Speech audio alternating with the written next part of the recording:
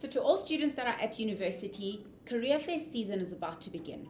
This is where all universities put together a particular day where companies come and showcase what different opportunities they have for graduates. So it's important, like I've said in my previous video, to make sure that you are best prepared for career fairs. Last year, we had some virtual and some in person before we were forced to go into lockdown. But this year, in 2021, it seems that all career fairs are going to be done virtually. So stick around with me as I share with you how to best prepare for a virtual career fair.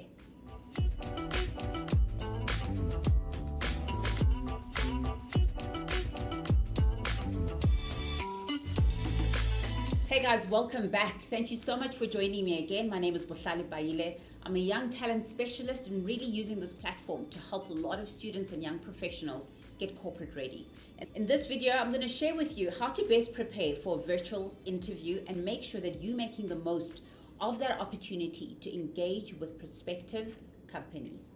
It's so important as a student to be very proactive around your own career, right? So don't wait for things to come to you. Make sure that you are seeking out opportunities to ensure that you are aligned, you know application dates, you know when to start applying, what's required of you. All these things are going to be important. So make sure that you are taking career fairs seriously this year, even though they are done virtually. The best place to start, each university has a career service center.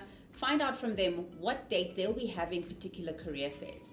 Career fairs are generally split according to disciplines. So if you're a law student, there is going to be a law career day. If you're an engineering student, there's generally an engineering and science career day, accounting, and so on and so forth, right? So when you contact your career service center, find out from them which day they'll be planning to have your particular career fair and what the process is going to be from a virtual perspective. Once you know what that process is going to be, make sure to diarize the time and the date which you need to be ready in front of your laptop to connect to the virtual career fair.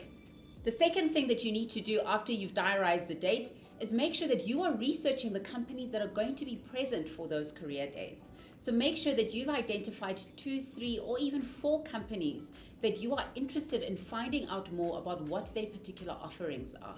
Make sure that you take some time to research these companies, find out more about them, find out about their opportunities online. And where there are gaps of knowledge, those are the types of questions that you jot down and you make sure that you are prepared to ask those questions when it comes to virtual career fairs. A lot of times, virtual career fairs will allow companies to either be present online in terms of have a Zoom room or a Zoom meeting where you get to meet with some of the company representatives and you get to engage with them and ask questions. Other times, they may not have a Zoom room, but they'll have representatives that are available to engage with you via text and via chat.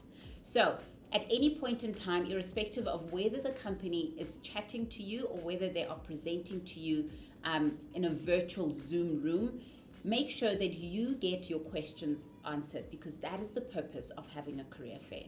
So make sure that after you've engaged with particular company representatives and they've answered all of your questions, based on your experience with them and the answers that you received, make sure that you then jot down which of those companies you've engaged with are the ones that you want to apply to.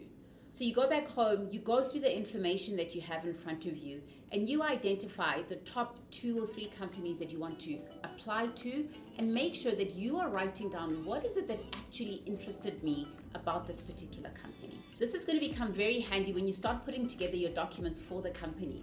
So for those of you that went through my cover letter video, you'll realize that in the actual cover letter, I stated a reason why I was interested in this particular company is because when I interacted with the company representatives at the particular career fair, this is what I loved about the company.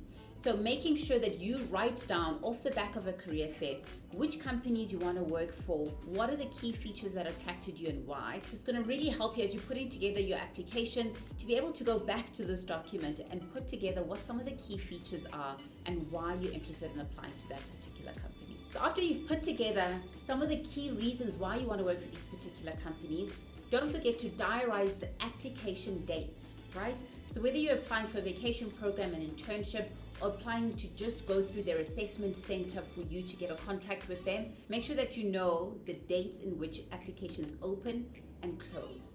And with this, please don't wait for the last week of application dates. before you start applying, right? You already have reasons why you want to work for that particular company. These reasons you put into your cover letter, you use some of the key language and key adjectives in your CV. You can start preparing your application documents way ahead of time.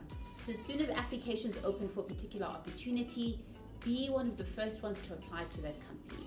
What this communicates is that you prepared ahead of time, is that you are keen and interested in making sure that you are seen by the recruiters. So that's how you're going to prepare for the virtual career fairs that we're going to be having this year.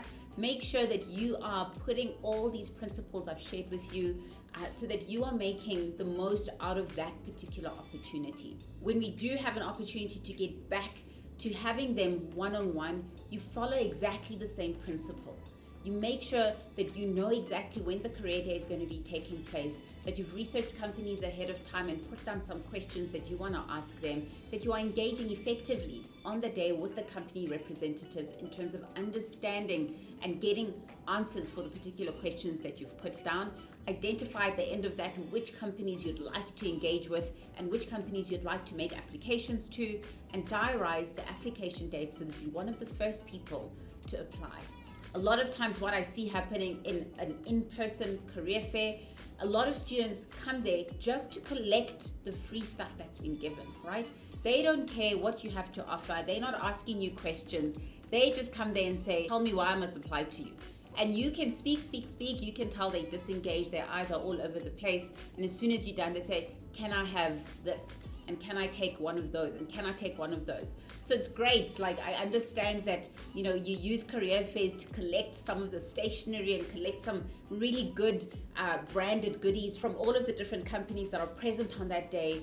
But don't forget the value of why we have career days. It's not for the freebies, it's for the information that you can gain during a career fair and to help you best prepare for when it's time for you to make applications. Thank you guys for tuning in once again. Really looking forward to engaging with you again in the next video. Please make sure that you hit that subscribe button, that you are liking and sharing the content so that as many people as possible know exactly how to prepare for virtual career days, and that with every video that I put out, you guys are getting yourselves corporate ready.